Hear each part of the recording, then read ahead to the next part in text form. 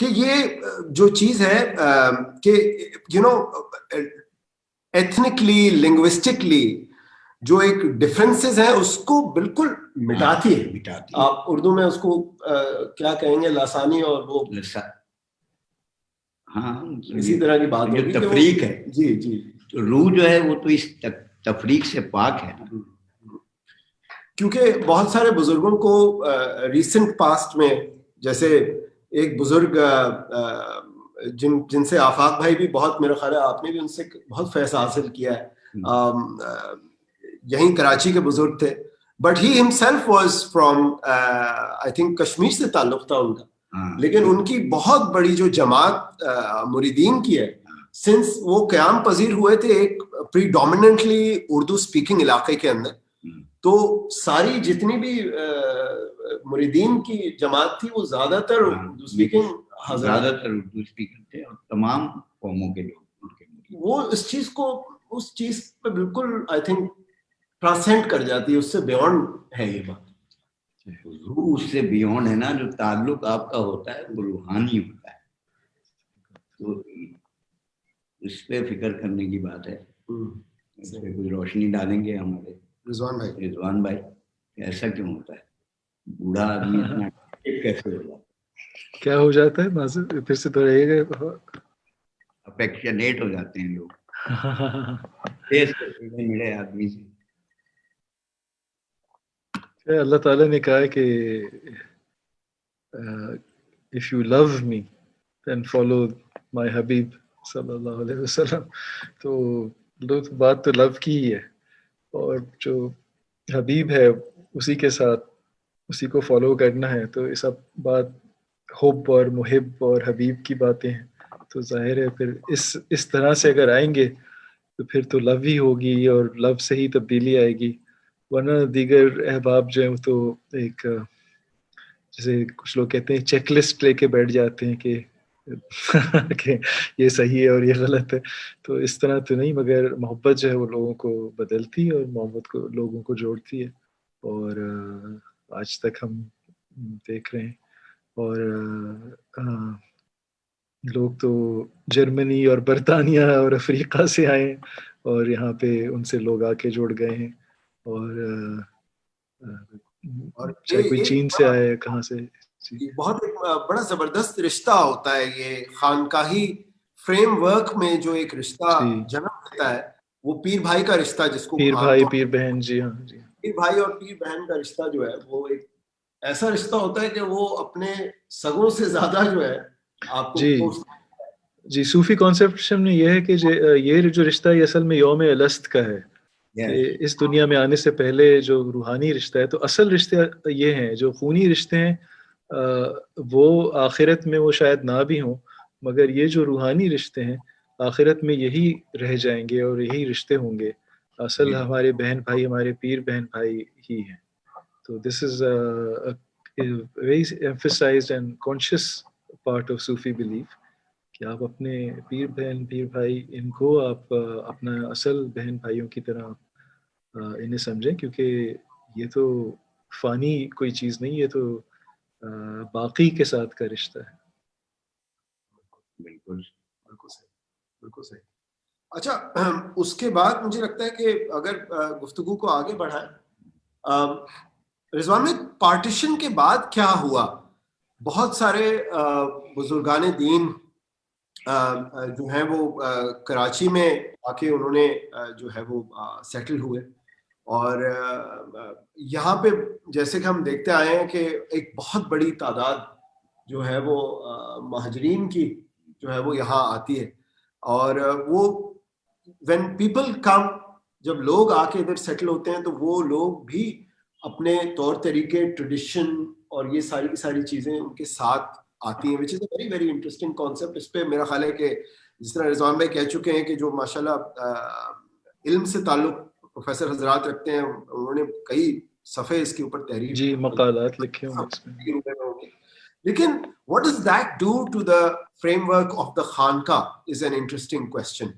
And also, you know, I'd like کہ آپ لوگ اس پہ اگر تھوڑی سی روشنی ڈالیں کہ پچھلے 50 60 سال 70 سال کے اندر مجھے لگتا ہے, اور please correct me if I am wrong, कि लिटरेचर में इस रेल्म का जो ये हमारा जो टॉपिक जिसके बारे में हम बात करें, तो सूफी टेक्स्ट के हवाले से बहुत तहरीरें हुई हैं, और मुझे लगता है कि उसको हमें अंदाजा भी नहीं है कि बहुत ज्यादा तहरीरें जो है हुई, और बहुत सारे मॉडर्न डे बुजुर्गान दीन, जिनमें से कुछ जो है वो 20 साल, 15 साल, 30 साल, 35 साल पहले पर्दा फरमा चुके हैं, और अभी भी रिसेंट टाइम्स में भी उन लोगों ने बहुत कॉन्शियस एफर्ट नजर आता है। कॉन्शियस क्या, वो तो सारा अल्लाह ताला की मर्जी से ही है, लेकिन आई वुड रियली लाइक कि हम उसके बारे में अगर थोड़ी सी बात करें। ये आफाक भाई आप फरमाइए इसमें। कराची के हवाले से तो मैं सिर्फ ये कह सकता हूँ कि इस शहर पर ख़ास करम है।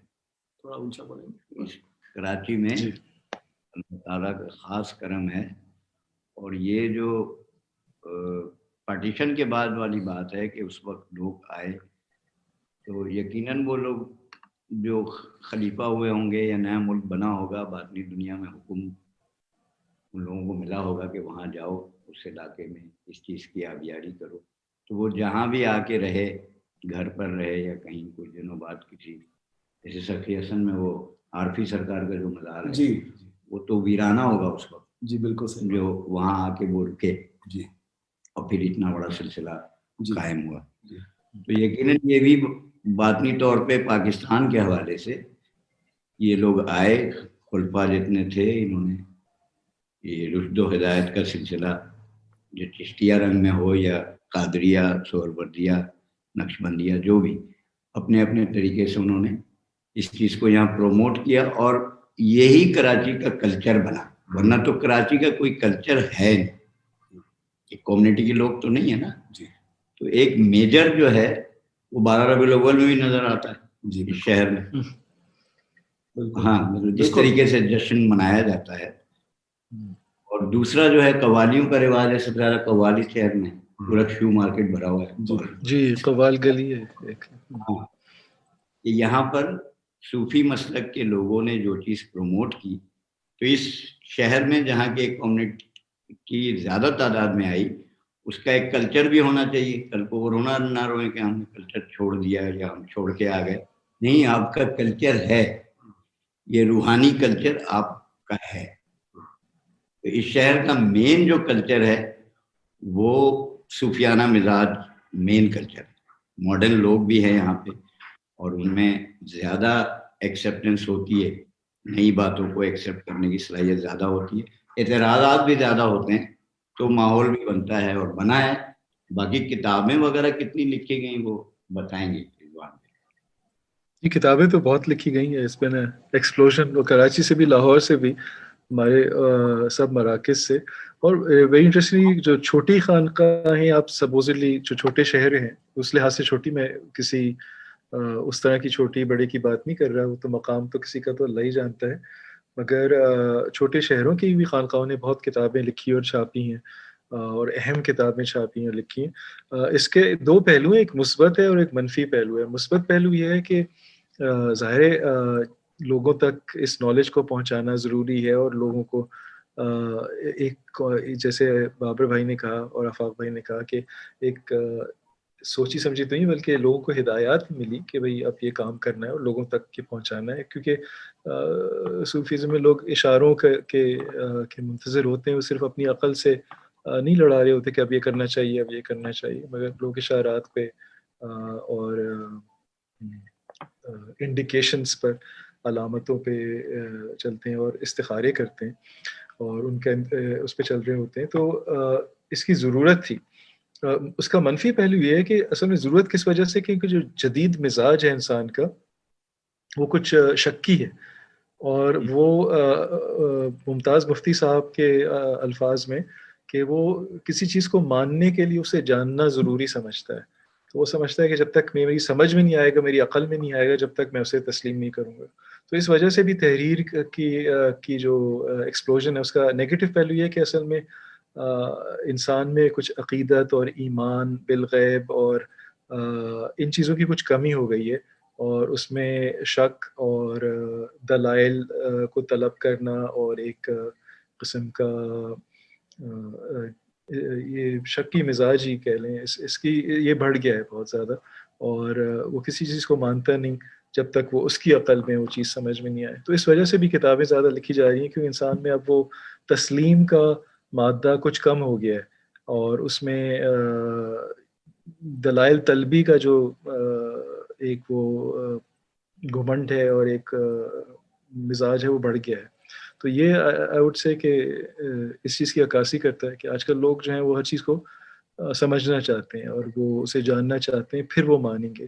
اور اس وجہ سے سلسلے تو بہت ہیں، مگر جو بیعت ہونے کا رواج ہے وہ کم ہو رہا ہے، اور شاید اسی وجہ سے بعض بزرگوں نے جیسے اشفاق احمد صاحب نے اپنا پروگرام زاویہ اور من چلے کا سودا ایک ڈرامہ بھی لکھا ہے اب نئے نئے طریقوں سے.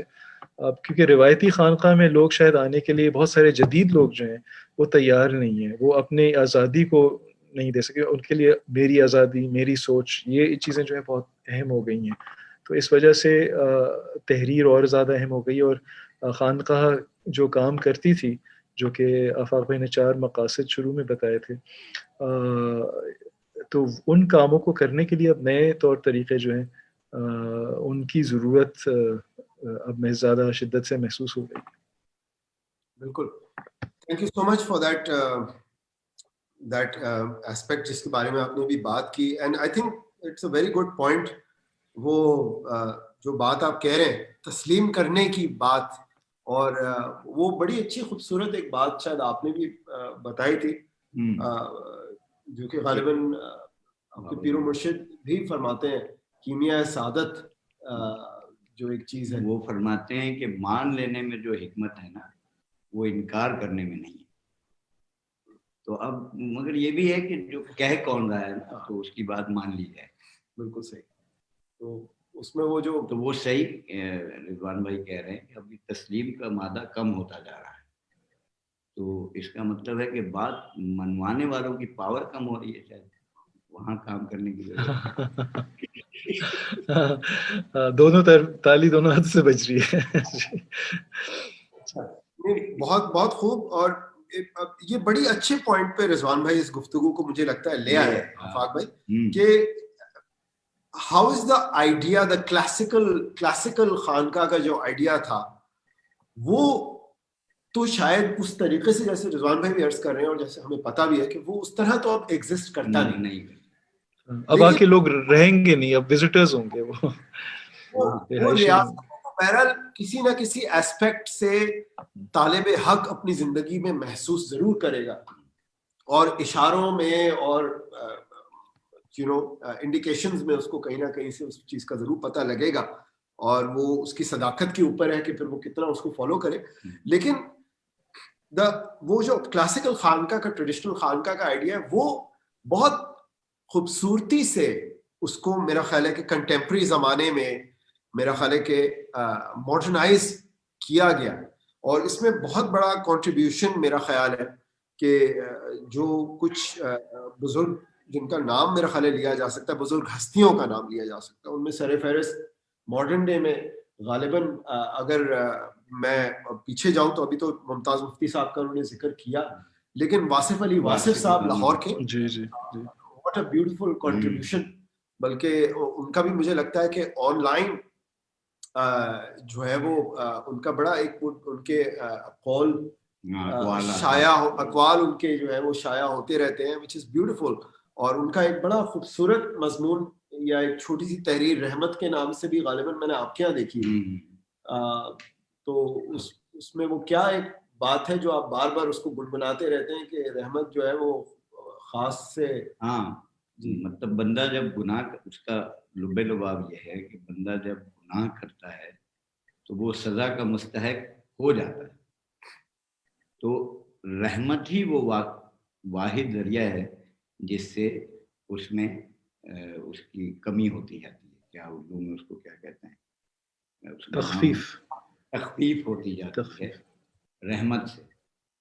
تو اور نبی پاک صلی اللہ علیہ وسلم کو رحمت للعالمین کہا گیا ہے. تو الٹیمیٹلی نسبت محمدی اگر ہے تو بات بچ ہے. اور یہ جو آپ کہہ رہے ہیں رضوان بھائی جو کہہ رہے ہیں کہ پرانا جو نظام ہے خانقاہی وہ صحیح کہہ رہے ہیں کہ اب وہ رہا نہیں. لیکن حیات قادر آپ پڑھیں تو اس میں بھی نہ وہ چلے ہیں اور نہ وہ روزہ ہے اور نہ نفس خوشی ہے. تو اس کا ہمارے مرشد فرماتے ہیں کہ یہ دور ایسا ہے کہ بہترین دور ہے کہ اگر آپ کے پاس کوئی روشنی ہے تو آپ ڈال دیں. مطلب ہر شخص میں کوئی نہ کوئی ایک خوبی تو ہوتی ہے نا. بالکل. تو نور اللہ نور ہو جائے گا. یعنی روشنی کا نہ ہونا اندھیرا ہے. جی. تو آپ کے اندر اگر روشنی ہے تو آپ ڈال دیں. بالکل صحیح. تو اس حساب سے یہ بہترین زمانہ ہے. بالکل صحیح. یہ بہت فاسٹ دور ہے. ٹائم کسی کو نہیں ہو موٹر سائیکل پہ کھڑے ہو کے دعا پڑھ تو وہیں پر کوئی مست کلندر وہاں بیٹھا ہوتا تو وہ شاید اس کی اس ادا پہ بھی فدا ہو جاتا اور وہ ڈال دیتا. رکا تو صحیح. بالکل صحیح. رکا تو صحیح. تو ابھی تو یہ بہترین ہے. اسی کو پکڑ کے چلیں کہ بہترین زمانہ ہے اور روشنی پھیلانے کے لیے یا نیکی کرنے کے لیے دروازہ تھوڑی کھٹکھٹایا جاتا ہے, بس کرتے جائیں. بالکل صحیح. تو اب اپنے اندر نور ہونا ضروری ہے تاکہ نور ڈالا جا سکے کہیں. سبحان اللہ. رضوان بھائی آپ بات کر رہے تھے اس سے پہلے بھی واسف علی واسف صاحب کی بات کی, اور بہت سارے طریقے جو ہیں اب دیکھے جاتے ہیں, اور ذرا سا اپنا مائنڈ کو ایکسپینڈ کر کے دیکھا جائے تو بہت سارے بزرگان دین کے مختلف میتھڈز غالباً نظر آتے ہیں جو کہ they point towards the practices of the Khanqa, but they are in the modern sense of the word very different from that. لیکن وہ شاید کام وہی لے رہے ہیں لوگوں سے.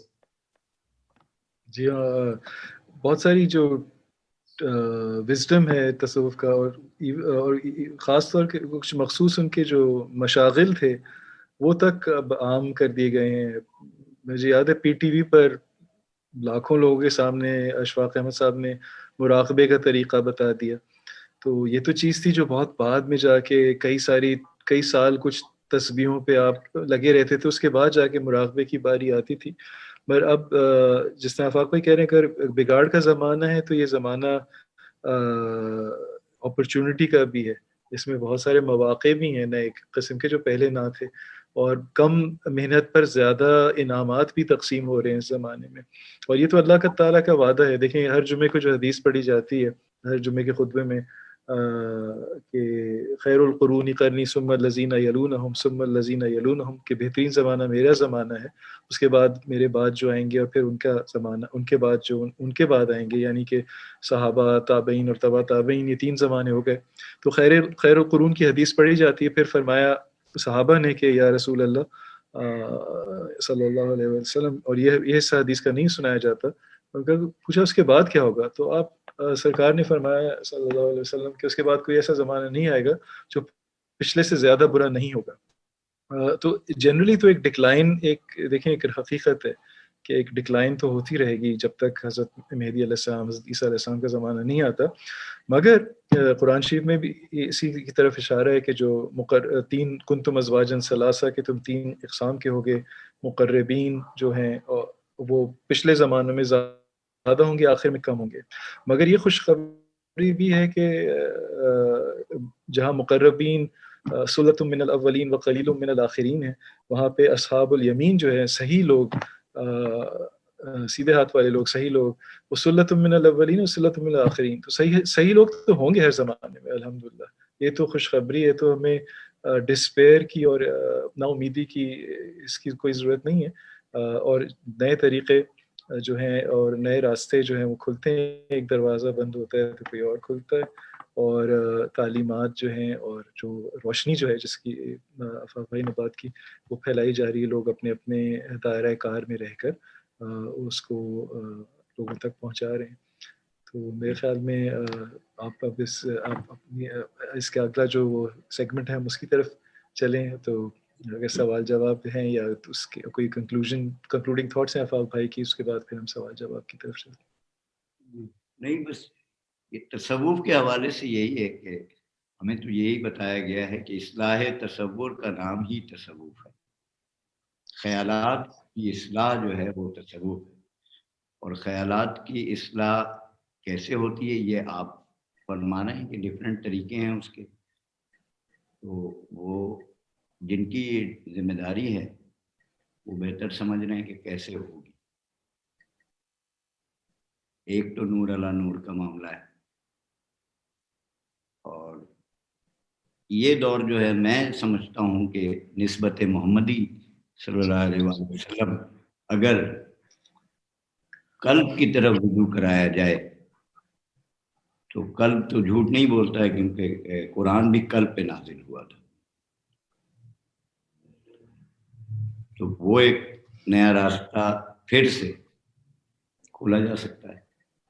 جن کی یہ ڈیوٹی ہے وہ لوگوں کی جو ہے نا اصلاح تصور کروائیں, تصورات کی اصلاح کرائیں. ابھی جیسے آپ نے فرمایا میں تو بالکل کنونس ہو گیا, اب کسی اور کے سامنے آپ کہیں گے وہ بھی کنونس ہو جائے گا. یہی اصلاح تصور ہے. بالکل صحیح ہے نا. بے شک بے شک. تو آئی تھنک دیٹس الحمد للہ گڈ پوائنٹ ٹو اپنی گفتگو کو ہم اختتام کی طرف لے کے چلتے ہیں. اور یہ تو ایک آن گوئنگ ڈسکشن ہے, یہ کا اختتام کوئی اینڈ ہے نہیں. تو جزاک اللہ, thank you so much. I have no idea if there's going to be questions or not. پتہ نہیں یہ ماڈریٹر اگر ہمیں آرگنائزرز اگر ہمیں بتائیں. جی نہیں سچ فی الحال کوشچنس تو نہیں ہے کوئی, مگر کوئی دعا پہ ختم کیجیے گا یا کچھ اور پڑھنا چاہیں آپ تو. آپ دونوں حضرات تو بہت ٹیلنٹڈ ہیں, آپ پڑھنا چاہیں تو. رضوان بھائی آپ کوئی اگر بالکل thank you so much Taimur صاحب. رضوان بھائی میرا خیال ہے اسٹارٹ آفاق بھائی نے کر دیا تھا, آپ کوئی دعا فرما دیجئے تو انشاءاللہ. جی آفاق بھائی نے شروع کیا تھا ایک مشرق کے مشہور درود سے, درود تاج سے. اب مغرب کا ایک مشہور درود ہے, میں وہ اس کے ساتھ اختتام کرتا ہوں, جو کہ غوث ابو مدین کے مرید شیخ مولی عبدالسلام ابن المشیش کا درود ہے. اعوذ باللہ من الشیطان الرجیم, بسم اللہ الرحمن الرحیم. اللهم صل على من منهم شقت الأسرار وانفلقت الأنوار وفيه ارتقت الحقائق وتنزلت علوم آدم فأعجز الخلائق وله تذاءلت الفهوم فلم يدركه منا سابق ولا لاحق فرياض الملكوت بظهر جماله منقة وهياز الجبروت بفيض أنواره متدفقة ولا شيء إلا وهو به منوط إذ لولا الواسطة لذهب كما قيل الموصول صلاة تليق بك منك إليه كما هو أهله اللهم إنه سرك الجامع الدال عليك وحجابك العظم قائم لك بين يديك اللهم ألحقني بنسبه وحققني بحسبه وعرفني إياه معرفة أسلم بها من موارد الجهل وأقرأ بها من موارد الفضل واحملني على سبيله إلى حضرتك حملا محفوفا بنصرتك واقذف بي على الباطل فأدمغه وزج بي في بحار الأحدية وانشلني من أوحال التوحيد وأغرقني في عين البحر وحده حتى لا أرى ولا أسمع ولا أجد ولا أحس إلا بها اللهم اجعل الحجاب الأعظم حياة روحي وروحه سر حقيقتي وحقيقته جامع عوالمي بتحقيق الحق الأول يا أول يا آخر يا ظاهر يا باطن اسمع ندائك يا سمعت به كما سمعت به نداء عبدك زكريا وانصرنا بك لك وأيدني بك لك واجمع بيني وبينك وحل بيني وبين غيرك Hmm.